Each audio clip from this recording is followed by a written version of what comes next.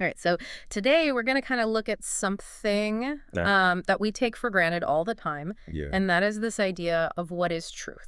Right. And it seems like a pretty straightforward thing. When you hear the word, you kind of know what it It means. seems like it should be. Right, Yeah. but when you try to pin it down, it gets surprisingly slippery. Yeah, it really does. Yeah. It gets really complex. So that's what we're going to kind of dive into today, and specifically, Pragmatic theories of truth. yeah, pragmatic theories. Of truth. Yeah. And so this is, like when you think about truth, you might instinctively go to, well, does this statement match up with reality? Right, a correspondence view. Right, exactly. Yeah. And so this is like a different way of looking at it. It is a different way. It's a Yeah. really interesting way, I think. Yeah. And thankfully, to kind of guide our thinking here, we have a really excellent resource Please. that we're going to be drawing from, and that is excerpts from the Stanford Encyclopedia of Philosophy's entry on the pragmatic theory of truth. The classic. Yeah, so this is, it's a well-respected overview. This is a very dense topic. Yeah. And this is a good way for people to kind of get a shortcut to understanding some of these ideas without having to do hours of reading themselves. It really is, because that entry is Yeah. is quite long Oh, yeah. and complicated. Absolutely. And this is like, a whole school of thought Exactly. in philosophy. So, yeah, this is really great. I So, think it'll be a good dive. yeah. So what we're going to try to do today is understand what pragmatic philosophers actually mean by truth. Right? Where did these ideas come from? Right. And why is this perspective so valuable in how we approach knowledge? So kind of those three things. Yeah, I like it. Okay, great. So I guess to get us started, what is the core idea behind pragmatism's view of truth? So the core idea is, instead of focusing on like a static relationship Okay. between a statement and reality, Okay. like that kind of mirroring idea, Yeah. they look to what we do when we say something is true. Oh, okay. So it changes the question from what makes a statement true to what are the practical implications Okay. of us describing a statement as true. Interesting. Okay, so it's focusing more on the human activities surrounding calling something true Exactly. rather than some objective quality of the statement itself. Yeah, and it emphasizes the Okay. kind of active and performative Okay. aspect of talking about truth. Oh, okay. So it's not just, I have this belief. Okay.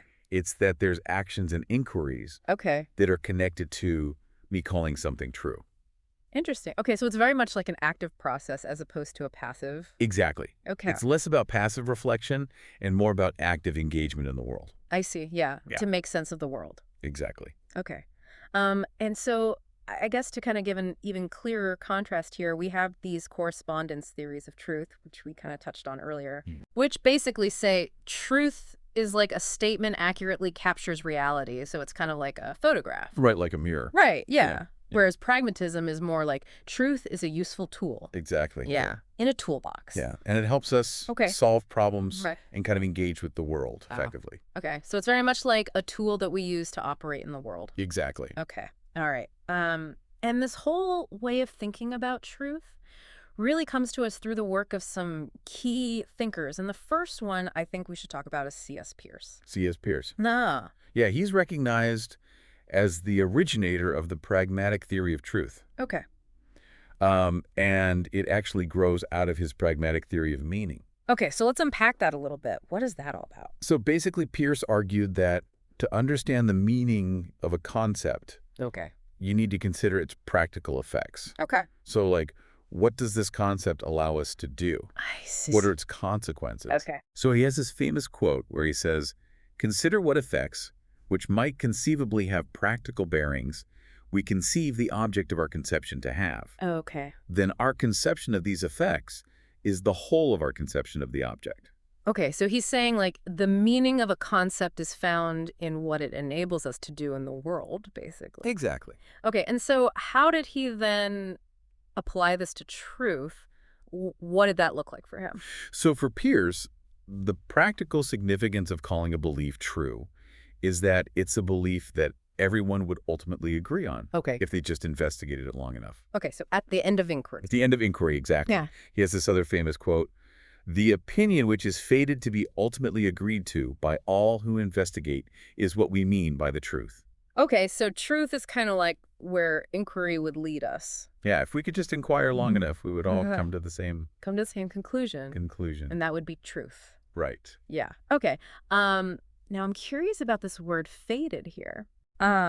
Because that sounds a little bit like, Predetermined. yeah, a little bit predetermined. Yeah, he gets that criticism a lot. Okay. But Pierce actually clarified that he didn't mean fated in some mystical Oh. or predetermined sense. Right. He meant that if we were to inquire long enough, Okay. we would be fated to arrive at the truth, because the truth is what's out there.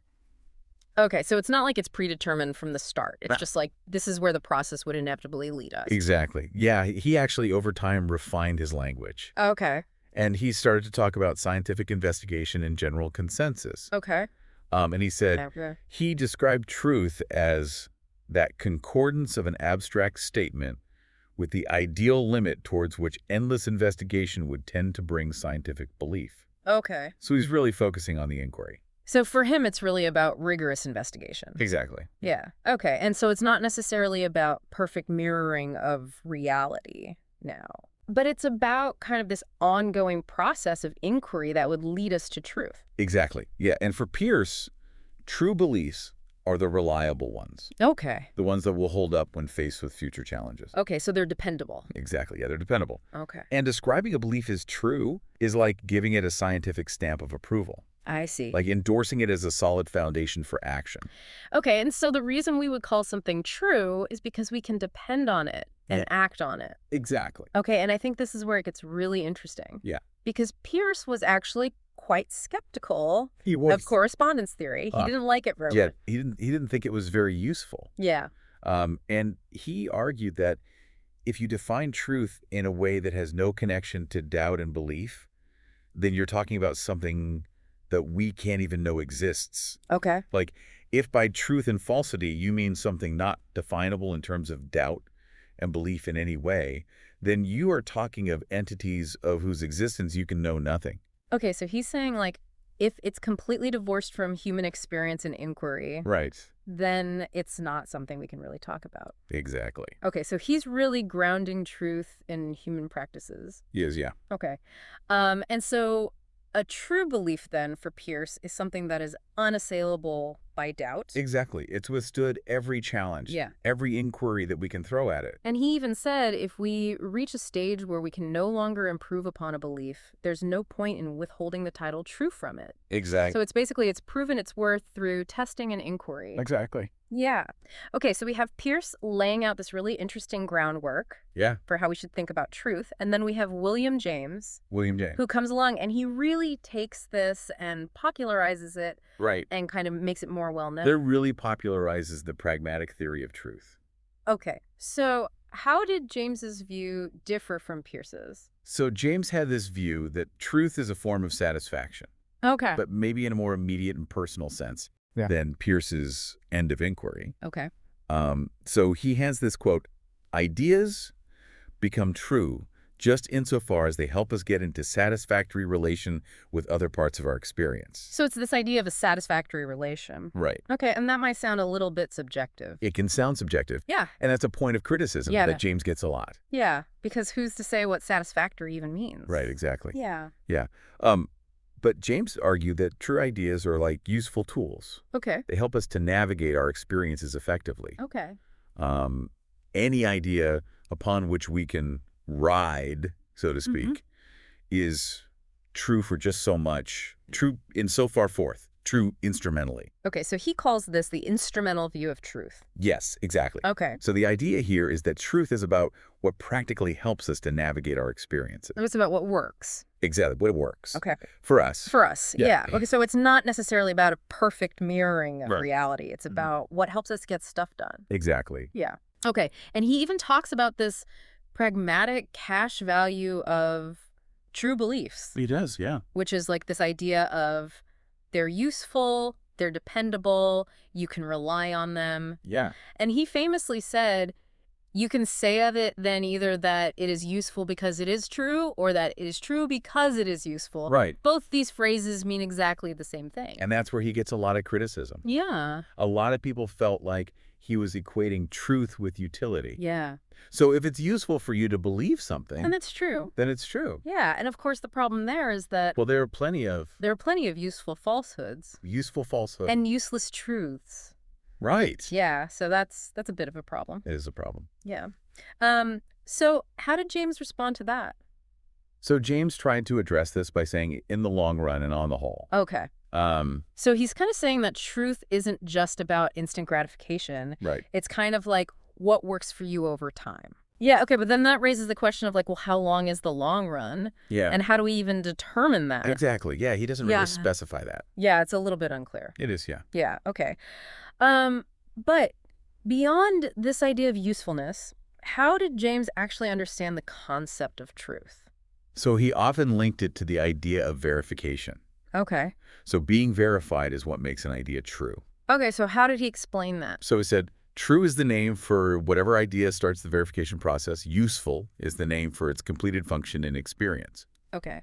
And more broadly, he said, truth for us is simply a collective name for verification processes. Okay, so truth is basically whatever gets verified. Right. And he sees being verified as something that makes an idea true.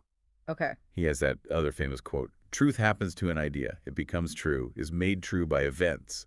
Its verity is in fact an event, a process. The process, namely, of its verifying itself, its very experification.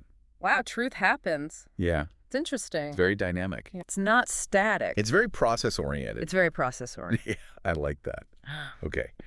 And so, like, Pierce James also tried to kind of take this correspondence theory and fold it into his pragmatism. He did. Okay, so how did he do that?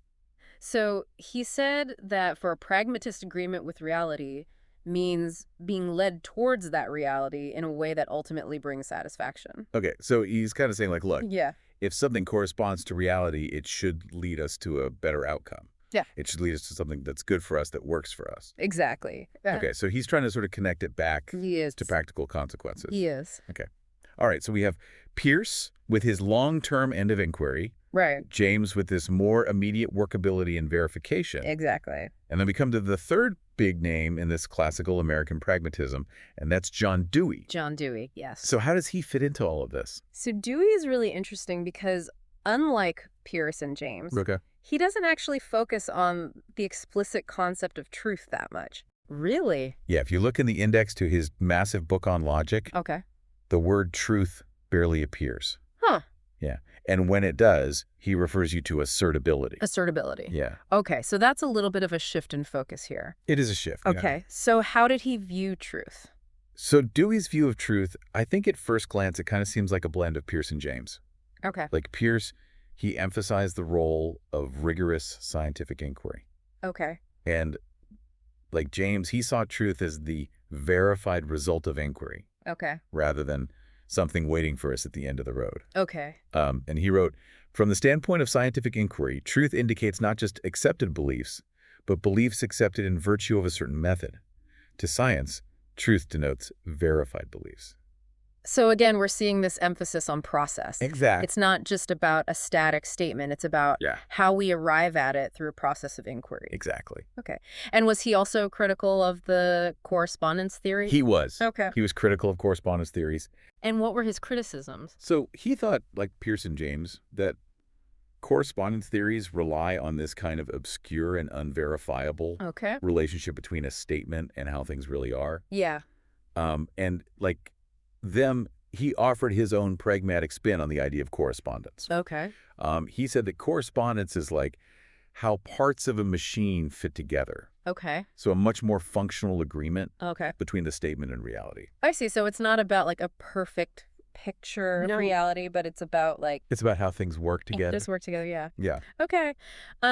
And Dewey actually had a pretty broad understanding of science. It wasn't just lab coats and test tubes for him, was it? It was not, he thought that science was continuous with everyday problem solving. Oh, okay. So fixing a car, Okay. cooking, Yeah. all of these things involve a kind of inquiry. Yeah. a process of trial and error. Okay. So he's saying that science is really just like a more rigorous version Yeah. of what we do every day Exactly. to solve problems. Exactly. Okay. And then later on, he kind of shifted towards this idea of warranted assertability. He did. So can you tell us a little bit more about what that is? So Dewey eventually felt that terms like truth and knowledge had become so weighed down Okay. with all of this traditional philosophical baggage Right. that they obscured what he thought was their original Yeah. practical function. Okay. So he started using the term warranted assertability Okay. as the goal of inquiry. Okay. So essentially replacing truth and knowledge Yeah. with this With this idea of warranted assertability. warranted assertability. Yeah. And he actually said warranted assertability is a definition of the nature of knowledge in the honorific sense, according to which only true beliefs are knowledge. Okay, so basically he's saying that it's not just about whether something is true out there, Right. but it's about whether we have good reasons Yeah. to say it's true based on a solid process. Exactly. It has to be Warranted. Warranted. Okay. And so this idea of warranted assertability led to some kind of interesting consequences for Dewey's thought. It did. Yeah. Mhm. Yeah. So first he felt that only claims that are the result of controlled inquiry Okay. can be considered true. Okay. So before testing, Okay. they're neither true nor false. Interesting. The verification process makes them true or false. Okay. And he says, truth and falsity are properties only of that subject matter, which is the end, the close of the inquiry by means of which it is reached. Okay, so they only become truth apt, as he would say, at Right. the end of the inquiry process. Right. Okay, and he also had a specific idea about what kind of things could even be true. He did. Okay, so what was that? So he argued that only judgments, Okay. the settled outcomes of inquiry, are truth bearers, Okay. not the initial propositions or hypotheses we use during the inquiry. Oh, interesting. So it's only once we've actually settled on something Okay. through inquiry that it can be considered true. Okay. And he actually said that this pragmatic approach was the only genuine correspondence theory. Wow. Yeah. He defined correspondence operationally as a solution Okay. that answers the requirements of a problem. Okay, so again, he's taking this correspondence theory Yeah. and really putting it through a pragmatic lens. Exactly. Yeah, okay. But not everyone was on board with Dewey's move away from this idea of truth, right? No, they were not. Yep. A lot of philosophers like Quine felt that Dewey was just avoiding the concept of truth altogether, Okay. and just talking about warranted belief. Okay, so instead of tackling this question of what truth is, he's just kind of sidestepping it by focusing on justification. Yeah. Okay, all right, so we have these classical pragmatists, Yeah. Pierce James Dewey, laying out these really interesting ideas about truth, and of course they have their critics, as we've seen. Of course. But then what happens next?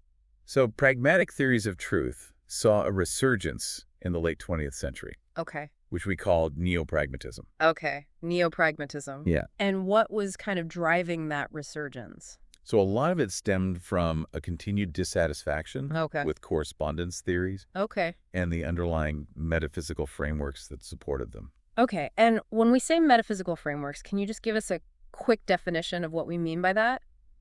So metaphysical realism is a fancy term for the idea that there's a reality out there Okay. that exists independently of our minds Okay. and what we think about it. Okay, so the world is the way it is, Yeah, whether we think about it or not. exactly. Okay. And so some neo-pragmatists like Putnam question that. Okay. He said, well, if you can't support that idea Okay. of a mind-independent reality Yeah.